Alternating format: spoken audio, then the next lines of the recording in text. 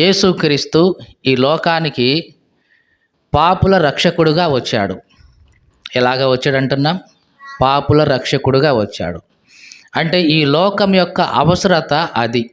కాబట్టి ఆయన పాపుల రక్షకుడుగా ఆయన ఈ లోకానికి వచ్చాడు. ఒకవేళ ఈ లోకం యొక్క అవసరత డబ్బే అయి ఉంటే గనక ఆయన ఒక వ్యాపారవేత్తగా వచ్చి ఎవరికి ఏ రకంగా డబ్బులు సంపాదించుకోవాలి, ఎవరు ఏ రకంగా గ్యాదర్ చేసుకోవాలి, ఎట్లాగా మనీ ఎర్న్ చేసుకోవాలి, ఇట్లాంటివన్నీ ఈ లోకానికి నేర్పించి ఆయన వెళ్ళిపోయి ఉండేవాడు. కానీ ఈ లోకం యొక్క అవసరత డబ్బు కాదు. కాబట్టి దేవుడు ఒక వ్యాపారవేత్తగా ఈ లోకానికి రాలేదు. ఈ లోకం యొక్క అవసరత కీర్తి ప్రతిష్టలు కావు. ఒకవేళ వస్తే కనుక ఆయన ఒక ఫేమస్ వ్యక్తిగా ఈ లోకానికి వచ్చి, ఇదిగో నాలాగా మీరు కూడా కీర్తి ప్రతిష్టలు సంపాదించుకోండి, నాలాగా మీరు కూడా ఒక ఫేమస్ అవ్వండి అని చెప్పి ఎట్లాగా ఫేమస్ అవ్వాలో అందరికీ టిప్స్ అన్నీ చెప్పి వెళ్ళి ఉండేవాడు. కానీ ఈ లోకం యొక్క అవసరత కీర్తి ప్రతిష్టలు కావు. మరి ఈ లోకం యొక్క అవసరత ఏమిటి అంటే ఈ లోకమంతా కూడా పాపములో నింపబడి ఉంది, పాపముతో నిండి ఉంది. లోకంలో అంతా ఏముంది? చీకటి, పాపము నిండి ఉంది. కాబట్టి ఈ లోకానికి అంతటికీ అవసరమైన పాపము నుండి విడుదల, ఇది అవసరం లోకానికి. ఏది అవసరం అంటున్నాం? పాపము నుండి విడుదల. కాబట్టి ఆయన పాపముల నుండి విడిపించేవాడిగా ఈ లోకానికి వచ్చాడు. మత్తయి సువార్తలో మనం అదే చదువుకుంటున్నాం. 1వ అధ్యాయం 21వ వచనంలో ఆమె ఒక కుమారుని కనును. ఇక్కడ ఆమె అంటే ఎవరంటే మరియ గురించి చెప్పబడింది. కన్యక అయిన మరియ గురించి. ఒక కుమారుని కనును, తన ప్రజలను వారి పాపముల నుండి ఆయనే రక్షించును. జాగ్రత్తగా ఆ మాట చూడండి. తన ప్రజలను వారి పాపముల నుండి ఆయనే రక్షించును. జాగ్రత్తగా వినండి. ఇక్కడ 3 మాటలు వాడబడినాయి. తన ప్రజలు వారి పాపముల నుండి ఆయనే రక్షించును. జాగ్రత్తగా చూడండి ఈ 3 మాటలు. మొదటిగా ఏమని రాయబడింది అక్కడ? తన ప్రజలు అంటే ఏంటంటే తన ప్రజలు వేరు, ఇంకొక ప్రజలు ఉన్నారా దేవునికి? దేవుని సృష్టిలో అందరూ కూడా ఆయన చేత సృష్టించబడిన వాళ్ళే కదా. చిన్నవాళ్ళు కానీ పెద్దవాళ్ళు కానీ ఏ కులమైనా ఏ మతమైనా వీళ్ళందరూ కూడా ఎవరి యొక్క సృష్టి? దేవుని యొక్క సృష్టి. మరి ఇక్కడ తన ప్రజలను అని దేవుడు ఎవరిని ఉద్దేశిస్తున్నాడు అంటే ఎవరైతే తన్ను విశ్వసించారో, ఎవరైతే తన్ను రక్షకునిగా అంగీకరించారో, మారు మనసు పొంది బాప్తిస్మం తీసుకొని ఎవరైతే ఆయన బిడ్డలుగా మార్చబడ్డారో వాళ్ళ గురించి ఆయన చెప్తున్నాడు. కాబట్టి ఈ లోకంలో ఉన్న ఏ వ్యక్తి అయినా సరే పాపముల నుండి విడిపించబడాలి అంటే మొట్టమొదటిగా దేవుని యొక్క ప్రజగా మార్చబడాలి. దేవునికి స్తోత్రం కలుగునుగాక. దేవుని యొక్క ప్రజలుగా అంటే తన ప్రజలుగా మార్చబడాలి అంటే ఏమవ్వాలి? చీకటిలో నుండి వెలుగులోనికి రావాలి. చూద్దాం ఒకసారి. 1 పేతురు పత్రిక 2వ అధ్యాయం 9వ వచనం. అయితే మీరు చీకటిలో నుండి ఆశ్చర్యకరమైన తన వెలుగులోనికి, చూడండి, దేవుని ప్రజగా నువ్వు మార్చబడాలి అంటే, దేవుని యొక్క ప్రజలుగా నేను మార్చబడాలి అంటే మనము చేయవలసిన పని ఏమిటి? చీకటిలో నుండి ఆశ్చర్యకరమైన తన వెలుగులోనికి దేవుడు మనలను పిలిచాడు. అంటే మనం ఎక్కడి నుంచి ఎక్కడికి వచ్చేసాం? చీకటిలో నుండి వెలుగులోనికి వచ్చేసాం. దేవునికి స్తోత్రం కలుగునుగాక. చీకటి అనేది దేనికి సూచన అంటే పాపము యొక్క సూచన, లేదా ఈ లోకానికి సూచనగా కనిపిస్తూ ఉంది. వెలుగు ఎవరు అంటే యేసుక్రీస్తు. ఆయన యొక్క వాక్యము కూడా వెలుగుగా మనకి బైబిల్ చెప్తుంది. కాబట్టి మీరు చీకట్లో నుంచి వెలుగులోనికి వచ్చారు అంటే పాపములో నుండి పరిశుద్ధమైన జీవితంలోకి వచ్చేసినట్లు, లేదా లోకంలో నుండి క్రీస్తులోనికి వచ్చామని అర్థం. చదువుదాం 9వ వచనం. అయితే మీరు చీకటిలో నుండి ఆశ్చర్యకరమైన తన వెలుగులోనికి మిమ్మును పిలిచిన వాని గుణాతిశయములను ప్రచురం చేయు నిమిత్తం ఏర్పరచబడిన వంశం, రాజులైన యాజక సమూహం, పరిశుద్ధ జనము, దేవుని సొత్తైన ప్రజలునై ఉన్నారు. దేవుని సొత్తైన ప్రజలు అయి ఉన్నారు. దేవుని సొత్తైన ప్రజలు ఎట్లా అయ్యున్నారు? వీళ్ళు ఎట్లా అయ్యున్నారంటే, మొదటిది చీకటిలో నుండి వెలుగులోనికి దేవుని చేత పిలువబడ్డారు. అలాగా పిలువబడిన వీళ్ళు దేనికోసం పిలువబడ్డారని ఉంది. ఆ పిలువబడిన వాని యొక్క గుణాతిశయములను, అంటే ఎవరైతే నిన్ను పిలిచారో, చీకట్లోంచి వెలుగులోనికి పిలిచాడో ఆయన యొక్క గుణాన్ని, ఆయన యొక్క అతిశయములను ప్రచురం చేయడం కోసం మీరందరూ ఎవరు అంటున్నాడు ఇప్పుడు. అంటే ఎవరైతే పిలువబడ్డారో వాళ్ళందరూ ఎవరు ఇప్పుడు? ఏర్పరచబడిన వంశం. దేవునికి స్తోత్రం కలుగునుగాక.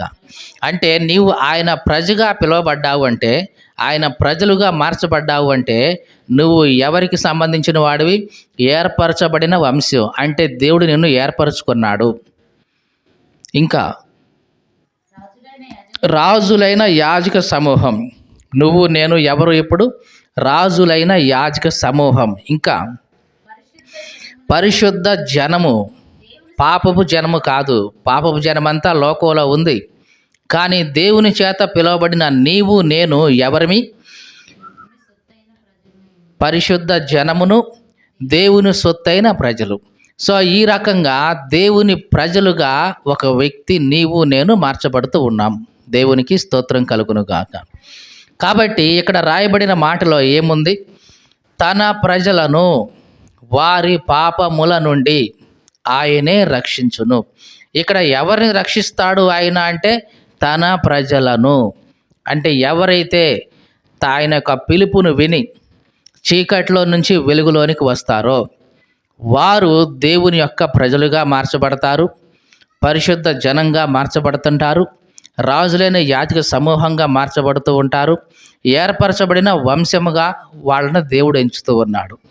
తన ప్రజలను అంటే ఎవరి తనను విశ్వసించారో, తనను అంగీకరించారో, రక్షకునిగా స్వీకరించారో వారిని మాత్రమే. జాగ్రత్తగా వినండి, అందరినీ కాదు. ఒకవేళ అందరినీ కనుక ఆయన చేస్తాడని ఆయన కూడా చెప్పలేదు, యేసుక్రీస్తు కూడా. ఒకసారి ఒక బార్బర్ దగ్గరికి ఒక వ్యక్తి వెళ్ళాడంట. కటింగ్ షాపు చేసుకునే ఒక షాపులు ఎక్కడికి ఇటు వినమ్మా మరి నాది ఈయనే రెస్పాన్స్ ఇస్తే అయిపోద్ది. ఎట్టుంటే 100 మంది ఉన్నారు ఉన్నది ఒకళ్ళు ఇద్దరు దేవునికి స్తోత్రం కలుగును గాక. కాబట్టి ఒక బార్బర్ షాప్లోకి ఒక వ్యక్తి వచ్చాడంట. వచ్చి, ఏమండి ఈ లోకంలో అసలు బార్బర్ అనేవాడే లేడు, అంటే కటింగ్ చేసేవాళ్ళే అసలు లేరండి అన్నాడంట. ఆ బార్బర్ అన్నాడంట, అదేంటయ్యా అట్లా అంటావు? నువ్వు వచ్చింది కటింగ్ షాప్కే కదా, నేనున్నా కదా బార్బర్ని, కట్ చేసేవాడిని, జుట్టు కత్తిరించేవాడిని, గడ్డం ఇవన్నీ కురికించేవాడిని ఉన్నాను కదా, నన్ను చూసి కూడా నువ్వు లేవంటావేంటి అంటే, మరి ఈ లోకంలో బార్బర్ అనేవాడు ఉంటే చూడండి, రోడ్డు మీద అడుక్కునేవాడు, ఆ గడ్డం వేసుకొని ఒంటి నిండా జుట్టు వేసుకుని ఎట్లా ఉన్నాడో చూడండి. అసలు ఈ లోకంలో ఆ బార్బర్ అనేవాడు ఉంటే వాడు అట్లా ఉండేవాడా అని అన్నాడంట. అప్పుడు అన్నాడంట ఈ బార్బర్, అయ్యా ఉన్నాడు, బార్బర్ అనేవాడు ఉన్నాడు, కానీ ఆ వ్యక్తి అట్లా ఉండటానికి కారణం ఏమిటి అంటే, ఆ వ్యక్తి నా దగ్గరకు రాలేదు కాబట్టి అతను అట్లాగే ఉన్నాడు. ఒకవేళ ఆ వ్యక్తి నా దగ్గరికి వచ్చినట్లయితే నేను చక్కగా కట్ చేసి గడ్డం గీసి పంపించేవాడు కదా, ఆ బాధ నుంచి ఆ చిరాకు నుంచి అతను విడుదల పొందుండేవాడు కదా. అతను నా దగ్గరికి రాలేదు కాబట్టి అది అట్లాగే ఉన్నాడు. ఈ లోకంలో దేవుని విషయంలో కూడా అంతే. ఎవరైతే దేవుని దగ్గరకు వస్తారో, మీకు అర్థమవుతుందా? ఎవరైతే దేవుని దగ్గరికి వస్తారో వాళ్ళు విడుదల పొందుతారు. దేని నుంచి? వాళ్ళ యొక్క పాపముల నుంచి విడుదల పొందుతారు. మరి దేవుని దగ్గరికి రాని వాళ్ళు అట్లాగే, ఆ భిక్షగాడు ఎట్లాగా గడ్డం, మీసాలు, జుట్టు ఇవన్నీ పెంచుకుని అట్లాగే ఉండిపోయాడో అట్లాగా దేవుని దగ్గరకు రాకుండా ఉన్నవాళ్ళు అట్లాగే పాపులుగానే జీవిస్తూ అట్లాగే నరకప్రాయులు అవుతూ ఉంటారు. కాబట్టి పాపముల నుండి విడుదల కలగాలంటే నువ్వేం చేయాలి? నీ ఉన్న స్థితిలో నుంచి దేవుని సన్నిధికి రావాలి. అంటే ఆయన ప్రజలుగా నీవు మార్చబడాలి. ఆయన యందు విశ్వాసం ఉంచి ఆయన దగ్గరకు రావాలి. అప్పుడు నీవు దేవుని ప్రజలుగా మార్చబడతావు. దేవునికి స్తోత్రం కలుగునుగాక. అందుకని ఇక్కడ రాయబడిన మాట, తన ప్రజలను అంటే ఎవరైతే తన చెంతకు వస్తారో, ఎవరైతే తన్ను అంగీకరించారో, ఎవరైతే విశ్వసించి రక్షకునిగా తన్ను అంగీకరించారో వారిని దేవుడు వారి యొక్క పాపముల నుండి, వేటి నుండి? పాపముల నుండి. జాగ్రత్తగా చూడండి, దేవుడు ఈ లోకానికి ఎందుకు వచ్చాడు అంటున్నాం? పాపముల నుండి రక్షించడం కోసం. పాపుల రక్షకుడిగా ఆయన ఈ లోకానికి వచ్చాడు. కాబట్టి ఆయన మొట్టమొదటగా మెయిన్గా ఫోకస్ చేసేది ఏమిటంటే మానవ జీవితంలో ఉన్న పాపం, దాని నుంచి దేవుడు విడుదల పొందించాలని చూస్తుంటాడు. అంటే దేవుడు ప్రాముఖ్యంగా దేన్ని ఎంచుతాడు నీ జీవితంలో అంటే మొట్టమొదటిగా నీవు పాపముల నుంచి విడుదల పొందాలి. ఇది దేవుడు ఆశించే మొట్టమొదటిది. కానీ ఈ లోకంలో మనుషులు ముందు పాపము నుంచి విడుదల కాకుండా, అప్పుల బాధలు ఉన్నాయండి, దేవుని దగ్గరికి వస్తాం, అప్పులు పోతాయా? ఆర్థిక సమస్యలు ఉన్నాయండి, దేవుని దగ్గరికి వస్తాం, పోతాయా? శోధనలు ఉన్నాయండి, దేవుని దగ్గరికి వస్తాం, పోతాయా? లేకుంటే ఇంకా ఏదో రోగం వచ్చిందండి, దేవుని దగ్గరికి వస్తాం, పోతుందా? అంటే దీనికోసం దేవుని దగ్గరికి వస్తున్నారు చాలామంది ముందు. కానీ దేవుడు ఏమంటున్నాడు? ఇది కాదు, నేను రక్షించాలనుకుంది ఇది కాదు. ముందు నీ పాపముల నుంచి నీకు విడుదల రావాలి, తర్వాత నేను ఇవన్నీ చేస్తాను. ఏది? దేవుడు అన్నీ చేయగలడు. ఏమి చేయగలడు? నీకున్న ఆర్థిక ఇబ్బంది నుంచి విడిపించగలడు, అప్పుల బాధ నుంచి విడిపించగలడు, అనారోగ్యం నుంచి విడిపించగలడు, వ్యాధి రుగ్మతల నుంచి విడిపించగలడు. వీటన్నిటినీ చేయగలడు. శరీర సంబంధమైన ప్రతిదీ దేవుడు చేయగలడు. కానీ దేవుడు నీ నుంచి మొట్టమొదటిగా ఏమి ఆశిస్తున్నాడంటే నీ పాపముల నుండి నువ్వు విడుదల పొందాలి. ముందు ఇది చెయ్యి, తరువాత మిగతావి నేను చూసుకుంటా అంటాడు దేవుడు. కానీ మనిషి ఏం చేస్తున్నాడంటే ముందు పాపం గురించి, పాపాన్ని వదిలేయటం గురించి ఆలోచించకుండా ఈ లోకంలో ఉన్న వాటి గురించి మనిషి ఆలోచిస్తూ ఉన్నాడు. కాబట్టి మనలను మనం పరీక్షించుకోవాలి. మరి మనం ఎట్లా ఉన్నాం? దేవుని సన్నిధికి దేని కొరకు వస్తున్నాం? ఆయన మొదటిగా మన జీవితాల్లో పాపము నుంచి విడుదలను ఆశిస్తూ ఉన్నాడు. ఒకసారి ఒక నలుగురు వ్యక్తులు యేసు ప్రభు దగ్గరికి ఒక పక్షవాయువు గలవాన్ని మంచం మీద తీసుకొచ్చారు. దేని మీద తీసుకొచ్చారు? మంచం మీద తీసుకొచ్చారు. ఆ లోపలికి వెళ్ళడానికి ఇంటి చుట్టూ చాలామంది మనుషులు ఉన్నారు. లోపలికి వెళ్ళే అవకాశం లేదు. అందుకని పైకప్పు ఇప్పేసి అక్కడ ఉన్న పెంకులు అవన్నీ తీసి, మరి పెంకులు తీస్తే లోపల ఖాళీ అయ్యేంత ఉందేమో అక్కడ ఉన్న ఆ ఇళ్ళు కానీ ఆ నిర్మాణం కానీ, ఆ ఇంటికి పైకప్పు తీసేసి ఆ పైకప్పు మీద నుంచి చిన్నగా 4 తాళ్ళేసి నలుగురు మనుషులు ఆ పక్షవాయువు గల వ్యక్తిని యేసు ప్రభు ముందుకు దించారు. యేసు ప్రభు వాళ్ళ మీద కోప్పడలేదు. మీకేమైనా బుద్ధి ఉందా? ఎంత జరుగుతుంటే ఏ రకంగా మీరు ఇల్లు పైకప్పు మరి ఎప్పదీసి దించారేంటి అని వాళ్ళని గద్దించలేదు. కానీ వాళ్ళ యొక్క విశ్వాసాన్ని చూశాడు. నలుగురు వ్యక్తులు ఎంతో కష్టపడి ఒక పక్షవాయువు గలవాన్ని మోసుకొచ్చి ముందు పెట్టారంటే నిజంగా నేను స్వస్థపరుస్తాననే ఒక నమ్మకం వీళ్ళలో ఉంది కదా. ఎంత నమ్మకం ఉంటే వీళ్ళు అది తీసుకొచ్చారు అట్లాగా అని వాళ్ళ యొక్క విశ్వాసాన్ని చూసి ఆ పక్షవాయువు గలవానితో ఏం చెప్పాడంటే నీ పాపాలు క్షమించబడి ఉన్నవి అని చెప్పాడు. నిజానికి వాళ్ళు ఎందుకు తీసుకొచ్చారు యేసుప్రభు దగ్గరికి? ఎందుకు తీసుకొచ్చారు? పక్షవాతం నుంచి విడిపిస్తాడేమో అని, బాగు చేస్తాడేమో అని. కానీ యేసుప్రభు ఏమంటున్నాడు? నీ పాపముల నుంచి నీకు విడుదల వచ్చింది అంటే పాపాలని ముందు క్షమిస్తున్నాడు. ఎప్పుడైతే యేసుప్రభు ఆ మాట చెప్పాడో ఆ వ్యక్తి యొక్క పాపాలు క్షమించబడ్డాయి. క్షమించబడిన తర్వాత అతని శరీరం బాగైపోయింది. దేవునికి స్తోత్రం కలుగునుగాక. అంటే మానవ జీవితంలో ఉన్న ప్రతి రోగం వెనుక ఒక పాపం అనేది పనిచేస్తూ ఉందన్నమాట. అంటే ప్రతి రోగానికి మూలం పాపమే అని కాదు, దాదాపుగా మనిషి జీవితంలో ఉన్న ప్రతి వ్యాధి రుగ్మతకు మూల కారణం ఎక్కడుంది అంటే పాపం. ముందు పాపం నుంచి మనిషి విడిపించబడితే మిగతా రోగాలన్నిటి నుంచి కూడా మనిషికి విడుదల ఆటోమేటిక్గా లభిస్తుంది. ఇది దేవుని యొక్క ప్రణాళిక, దేవుని యొక్క ఆ, ఏర్పాటు అని చెప్పాలి. అంటే ఒక వ్యక్తి ముందు పాపం నుంచి విడుదల పొందితే శరీర సంబంధమైన ప్రతి వ్యాధి రుగ్మతల నుంచి ఆ వ్యక్తి ఆటోమేటిక్గా బయటపడతాడు. అందుకని యేసు ప్రభు దేని మీద ఫోకస్ చేస్తున్నాడంటే ఆ వ్యక్తి యొక్క పాపముల మీద. అందుకని ఏమన్నాడంటే, ఇదిగో నీ పాపాలు క్షమించబడి ఉన్నవి, ఇక నువ్వు లేచి నీ పరిపెత్తుకొని నీ ఇంటికి వెళ్ళిపో అన్నాడు. అన్నట్లుగానే ఆ వ్యక్తి పాపాలు క్షమించబడ్డాయి. వెంటనే ఆ వ్యక్తి లేచాడు, తన పరిపెత్తుకొని ఇంటికి వెళ్ళిపోయాడు. ఇది దేవుని యొక్క క్రమం. దేవునికి స్తోత్రం కలుగునుగాక.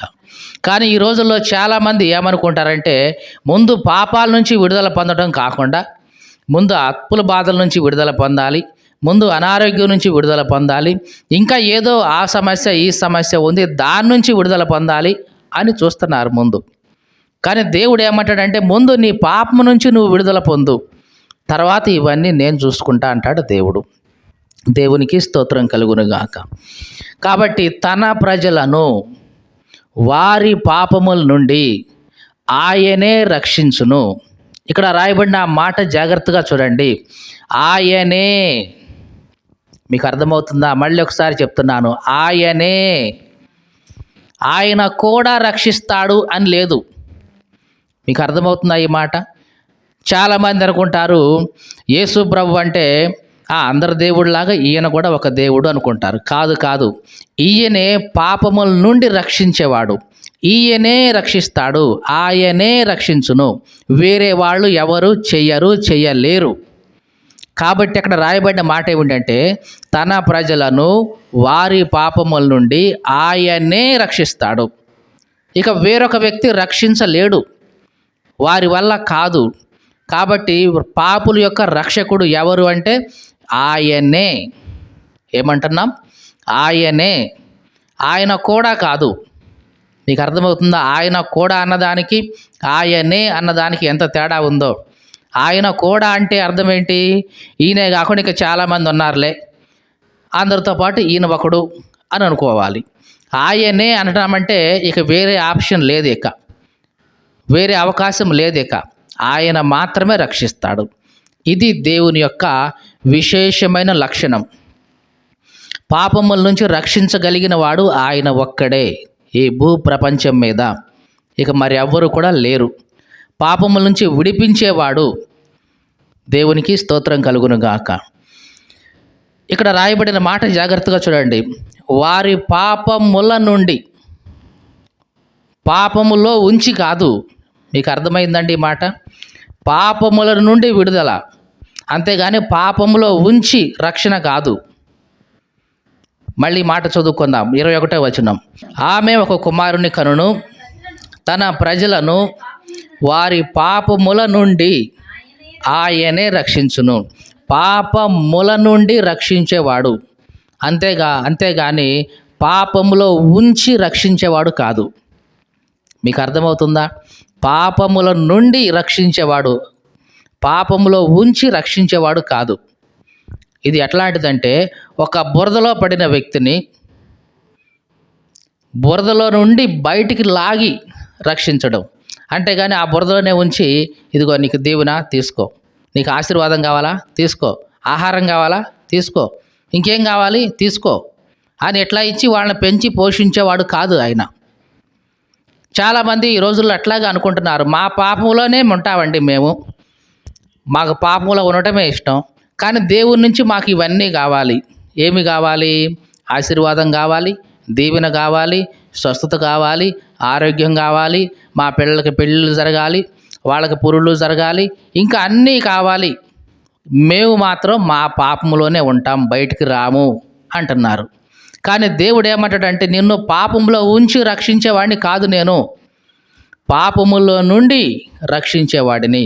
అంటే దాని నుంచి నిన్ను బయటికి తీసుకొచ్చి అప్పుడు నీకు కావలసినవన్నీ ఇస్తాను నేను. ముందు నేను చేసేది ఏమిటంటే, ఆ ఊబి నుండి, ఆ పాపపు బురద నుండి, ఆ పాపపు ఊబి నుంచి నిన్ను బయటికి తీసుకొస్తాను. అప్పుడు నీకు అవసరమైన అన్నీ ఇస్తాను. ఇది దేవుని చెప్పే మాట, దేవుని యొక్క ప్రణాళిక. కాబట్టి తన ప్రజలను అంటే ఎవరైతే తనను విశ్వసించారో వారిని పాపముల ఉంచి కాదు, పాపముల నుండి ఆయన మాత్రమే, ఇంక ఎవరు కాదు, వేరొక ఆప్షన్ లేదు. అందుకని యేసు ప్రభు అన్నాడు యోహాను సువార్త 14 ఏమన్నాడు? నేనే మార్గం, నేనే సత్యం, నేనే జీవం, నా ద్వారా తప్ప ఏమంటున్నాడు? నా ద్వారా తప్ప తండ్రి యొద్దకు ఇక వేరే మార్గం లేదు, ఎవరు వెళ్ళలేరు. నేనే ద్వారం, నేనే మార్గం, నేనే సత్యం, నేనే జీవం. నేనే అన్నాడు తప్ప నేను కూడా అని అనలేదు. ఒకవేళ నేను కూడా అని ఉంటే నేను కాకుండా ఇంకా చాలామంది ఉన్నారని అర్థం. నేనే అంటున్నాడంటే నేను మాత్రమే అని అర్థం. ఇక్కడ రాయబడిన మాట కూడా అదే. తన ప్రజలను వారి పాపముల నుండి ఆయనే రక్షిస్తాడు, వేరొక ఆప్షన్ లేదు. కాబట్టి ఈ మాటలు వింటున్న ప్రియ సహోదరి సహోదరుడా, నీ జీవితంలో నీవు అనుభవిస్తున్న పాపం ఏదైనా సరే, నిన్ను బాధిస్తూ ఉన్న పాపం ఏదైనా సరే, దాని నుంచి నీకు సంపూర్ణమైన విడుదల రావాలి అంటే ఇదిగో నీవు మొట్టమొదటిగా తన ప్రజలుగా మార్చబడాలి. అప్పుడు దేవుడు నిన్ను నీ పాపముల నుండి విడిపిస్తాడు. పాపములో ఉంచి కాదు, ఏమంటున్నాం? పాపములో ఉంచి కాదు, పాపంలో నుంచి నిన్ను బయటకు తీసిన తరువాత దేవుడు నీకు కావలసినవన్నీ ఇస్తాడు. ఆశీర్వాదం కావాలా? ఇస్తాడు. ఆరోగ్యం కావాలా? ఇస్తాడు. ఇంకా ఏదైనా కావాలా? ఇస్తాడు. ఇవన్నీ కూడా ఎప్పుడు ఇస్తాడు? పాపముల నుండి బయటకు చేసి, అంటే విడుదల చేసి అప్పుడు నేను రక్షిస్తాడు. దేవునికి స్తోత్రం కలుగునుగాక. కాబట్టి ఈ మాటలు వింటున్న మనమందరం కూడా ఆయన ప్రజలుగా మార్చబడాలని, మన జీవితంలో మనల్ని బాధిస్తున్న ప్రతి పాపం నుంచి మనలను విడిపించబడాలని, అట్లా విడిపించడానికే రక్షకుడుగా ఆయన ఈ లోకానికి వచ్చాడు. దేవునికి స్తోత్రం కలుగునుగాక.